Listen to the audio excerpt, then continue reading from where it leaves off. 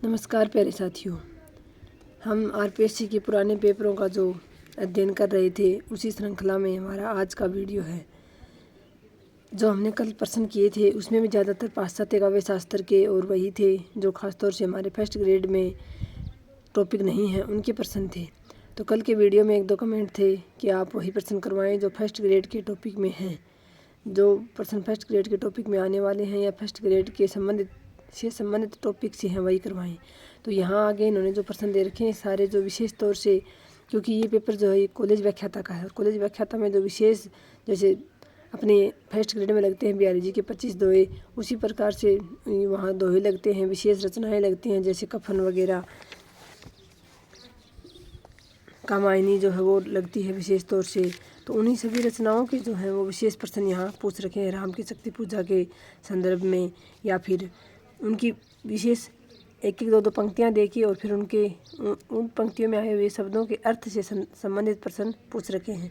तो ये सारे के सारे प्रश्न हमारे फर्स्ट ग्रेड के काम के नहीं हैं, क्योंकि ज़्यादातर जो विशेष जो रचनाएं दे रखी हैं कॉलेज व्याख्याता के लिए उन रचनाओं की बीच की लाइनों से ये प्रश्न हैं और हमारे जो हैं उन रचनाओं के बीच की लाइनों से प्रश्न नहीं आने हैं। इस पेपर में लास्ट में 20-22 प्रश्न हिंदी भाषा का उद्भव और विकास से संबंधित हैं, वो प्रश्न हम हल करेंगे। तो यहाँ 128 नंबर प्रश्न से है, ये आप देख सकते हैं सारे के सारे प्रश्न जो हैं ये रचनाओं की लाइनों से उठाए गए प्रश्न हैं। तो ये प्रश्न हमारे फर्स्ट ग्रेड में नहीं आने हैं। इसमें हमारे लास्ट के 20-22 प्रश्न हैं हिंदी भाषा के उद्भव और विकास वाले टॉपिक से, वो हम देखेंगे। आदिकालीन हिंदी के संबंध में उपयुक्त नहीं है, यानी उपयुक्त कथन क्या नहीं है। तो संयोगात्मकता की ओर झुकाव, डह ध्वनि का विकास,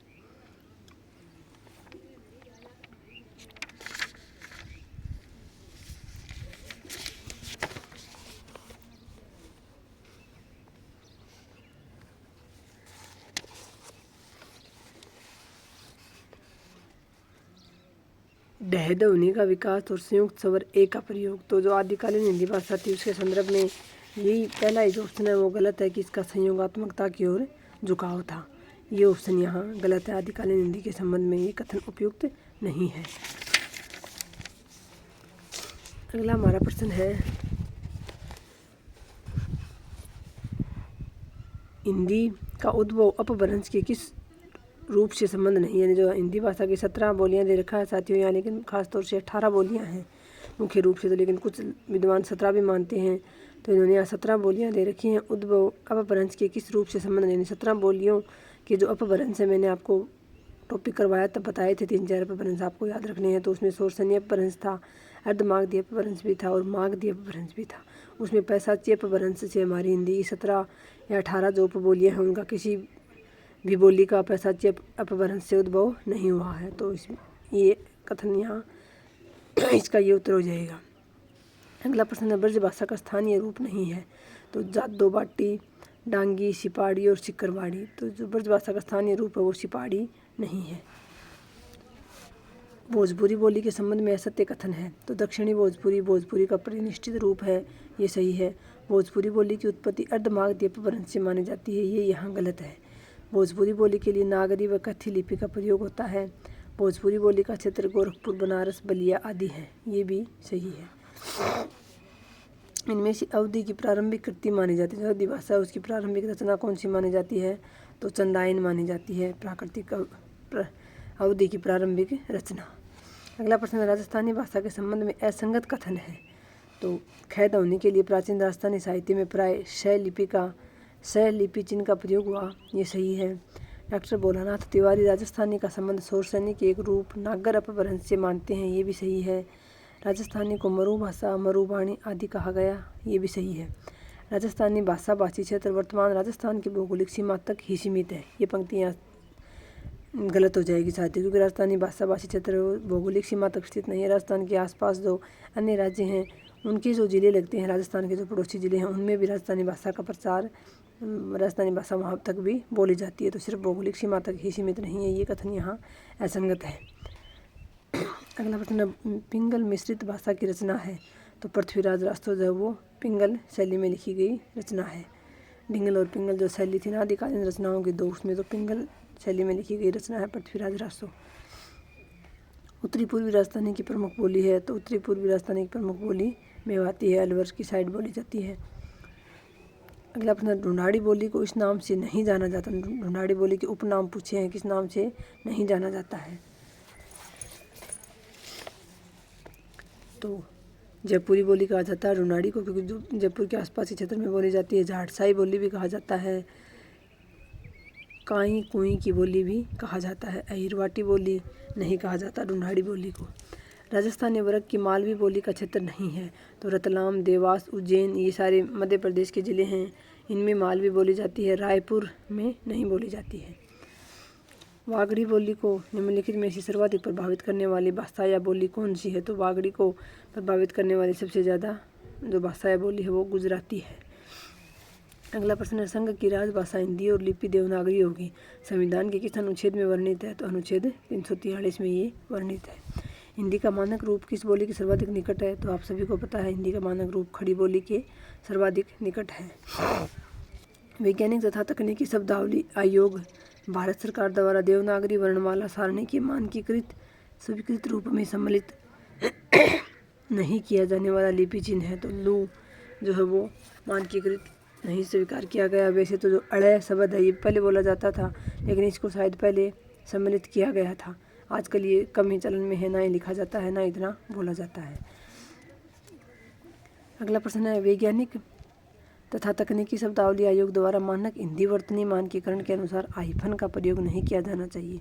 तो कठिन संधियों से बचने के लिए सामान्य तत्पुरुष समासों में नहीं किया जाना चाहिए।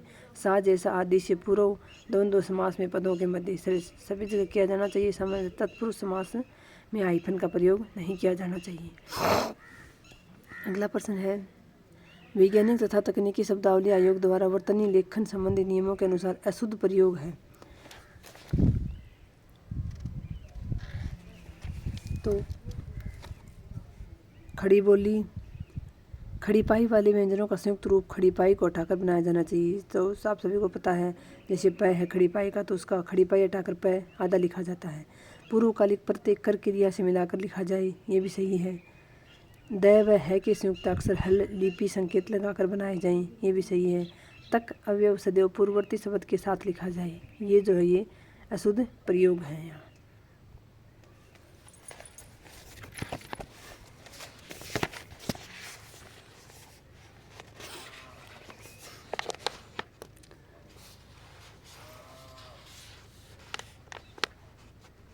अगला प्रश्न है हमारा, हिंदी वर्तनी के मानक रूप की दृष्टि से अशुद्ध शब्द है। तो बूढ़ा, चाहिए, स्थायी और वांग्मय। जो स्थायी शब्द है ये इन्होंने यहाँ अशुद्ध शब्द माना है।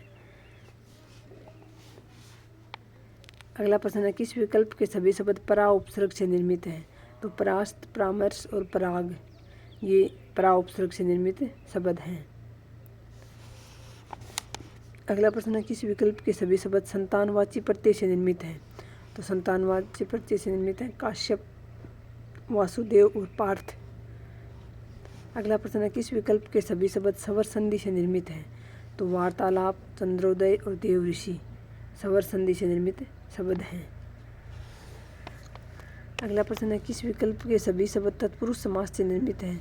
तो गृहस्थ, अरफनमोला और कप्पड़छन ये शब्द जो है वो तत्पुरुष समास से निर्मित हैं। वाक्य के संबंध में अनुपयुक्त कथन है। वाक्य के मुख्य दो अवयव होते हैं, उद्देश्य और विधेय, ये सही है। जिस वस्तु के विषय में कुछ कहा जाता है उसे सूचित करने वाले शब्द को विधेय कहते हैं, ये सही नहीं है। जिस वाक्य में एक उद्देश्य व एक विधेय रहता है उसे साधारण वाक्य कहते हैं, ये भी सही है। रचना के अनुसार वाक्य 3 प्रकार के होते हैं, ये भी सही है। अर्थ के अनुसार वाक्य का प्रकार नहीं है। तो संबंध बोधक कोई वाक्य नहीं होता, आगे अर्थक होता है, संकेतार्थक होता है, संदेश सूचक होता है।